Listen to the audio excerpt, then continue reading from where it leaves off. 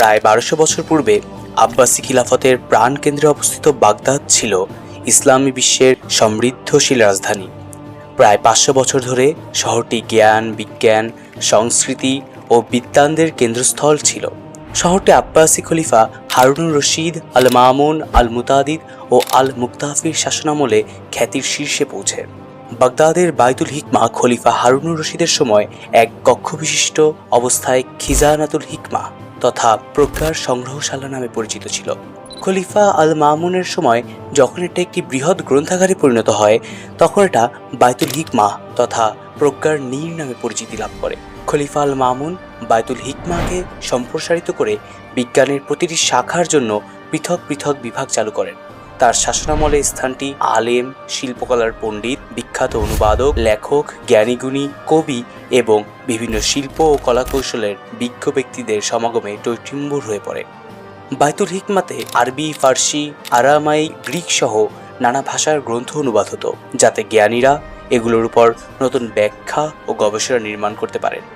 বলা হয় খলিফা আল মামুন প্রতিটি অনুবাদিত বইয়ের ওজনের সমপরিমাণ স্বর্ণ দিয়ে অনুবাদকদের পুরস্কৃত করতেন।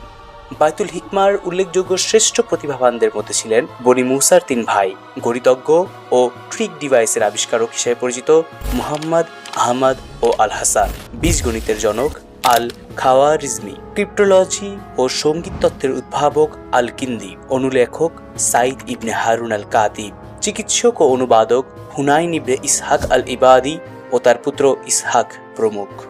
ইউরোপ যখন অন্ধকারে নিমজ্জিত ছিল, তখন এই ব্যক্তিরাই বাস্তব পরীক্ষণের ভিত্তিতে গবেষণা, উদ্ভাবন ও জ্ঞানের সুবিশাল ইমারত নির্মাণে নিয়োজিত ছিল। আজ আমরা বিজ্ঞানের যা জানি, সেসবের অনেক কিছু তাদের নির্মিত ইমারতের সুদৃঢ় ভিত্তির উপর দাঁড়িয়ে আছে।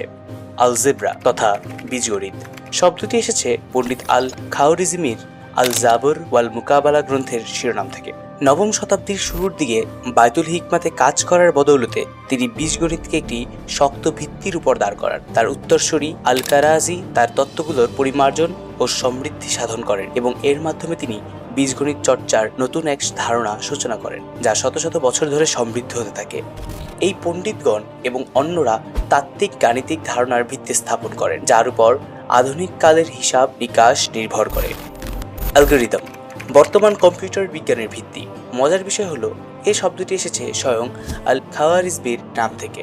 গণিত, জ্যোতির্বিদ্যা, চিকিৎসা, রসায়ন, প্রাণীবিদ্যা, ভূগোল সহ মানবিক ও বিজ্ঞানের বিষয়াদি অধ্যয়নের জন্য বাইতুল হিকমা ছিল এক অপ্রতিদ্বন্দ্বী জ্ঞান চর্চা কেন্দ্র। বাইতুল হিকমার পণ্ডিতগণ যে সমৃদ্ধি অর্জন করেছিলেন, বর্তমান যুগে এসেও তার প্রভাব সদা বিদ্যমান। বাইতুল হিকমার এই গৌরবোজ্জ্বল অধ্যায়ের অবসান ঘটে 1258 সালে। হালাকু খানের নেতৃত্বে মঙ্গল বাহিনী এই অমূল্য জ্ঞান ভাণ্ডার ও এর পৃষ্ঠপোষক আব্বাসি খিলাফতকে ধ্বংস করে দেয়। শতাব্দীর পর শতাব্দী ধরে সংগৃহীত হাজার হাজার দুর্লভ বইপত্র ও পাণ্ডুলিপি ছুঁড়ে ফেলে দেওয়া হয় দজলা নদীতে। বইয়ের সংখ্যা এতই বিশাল ছিল যে বলা হয় দজলা নদীর পানি বইয়ের কালিতে কালো হয়ে গিয়েছিল। বাইতুল হিকমা কেবল একটি পাঠাগার ও গবেষণা কেন্দ্র ছিল না, বরং এটি ছিল মানব সভ্যতার বুদ্ধিবৃত্তিক জাগরণের এক উজ্জ্বল আলোকবর্তিতা। এখান থেকে জন্ম নেওয়া গাণিতিক ও বৈজ্ঞানিক জ্ঞান, সূত্র ও তত্ত্ব মধ্যযুগ পেরিয়ে পরবর্তী আধুনিক ও বৈজ্ঞানিক অগ্রগতির পথে গুরুত্বপূর্ণ প্রভাব ফেলেছে।